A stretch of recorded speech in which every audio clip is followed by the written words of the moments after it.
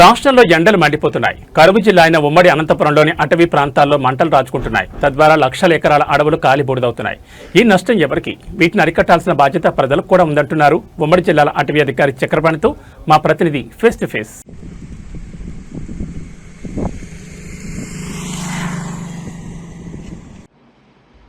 ఎండలు మండిపోతున్నాయి. అసలే దేశంలోని రెండవ కరువు జిల్లా. అరాకొర అడవులు ప్రకృతిని పరిరక్షించుకోవాల్సిన సందర్భంలో ఇక్కడున్న ఉమ్మడి జిల్లాల డిఎఫ్ఓ చక్రపాణి గారు తన వంతు కృషి చేసి ఈసారి దాదాపుగా 2 లక్షల ఎకరాలు అడవులు కాలిపోకుండా పరిరక్షించడానికి 7,000 మంది పైచీలకు మనుషులను పెట్టి రక్షించారు. ఎలా చర్యలు తీసుకున్నారు, భవిష్యత్తులో ఇంకా అడవులు కాలిపోకుండా ఎలాంటి చర్యలు చేపడతారు, వారిని అడిగి తెలుసుకున్నాం. అందరికీ నమస్కారం అండి. నా పేరు చక్రపాణి.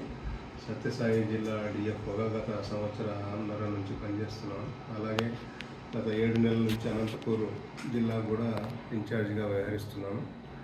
మనము ఈ ఫైర్స్ అనేవి ఫారెస్ట్ ఫైర్స్ అనేవి రెగ్యులర్గా అనంతపూర్ సత్యసాయి జిల్లాలో కామన్ ఫెనామినా అయిపోయింది.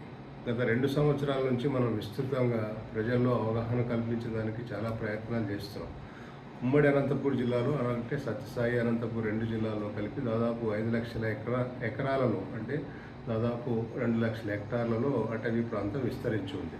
ఇది కూడా చిట్టడవులే, కానీ మనకు అక్కడ ఉన్న వన్యప్రాణులు కానీ లేకుంటే అక్కడున్న జీవ వైద్యాలని కాపాడాల్సిన బాధ్యత ఉంది. చాలామంది గొర్రెల కాపర్లకు కానీ పశువుల కాపర్లకు కానీ ఒక అపోహ ఉంది. ఏంటంటే అక్కడున్న ఎండుగడ్డిని కాల్చివేస్తే చినుకులు పడిన వెంటనే మంచి గడ్డి వస్తుంది, అది పశువులకి గొర్రెలకి బాగా తొందరగా వస్తుందనే ఒక అపోహ ఉంది. ఈ విధంగా మనం ప్రతి సంవత్సరము అక్కడ ఉండే గడ్డిని కాల్చుకోవడం వలన రాను మనకు అక్కడ మేతకి పనికొచ్చే గడ్డి తగ్గిపోయి ముళ్ళ గడ్డి వస్తుంది. ఆ గడ్డి వచ్చడం వలన మనకు పశువులకు ఉపయోగపడదు, గొర్రెలకు ఉపయోగపడదు. అలాగే అక్కడ ఉన్న జీవరాశులు చాలా మనకు కనపడని జీవరాశులు ఎన్నో నాశనం అయిపోయేదానికి అవకాశం ఉంది.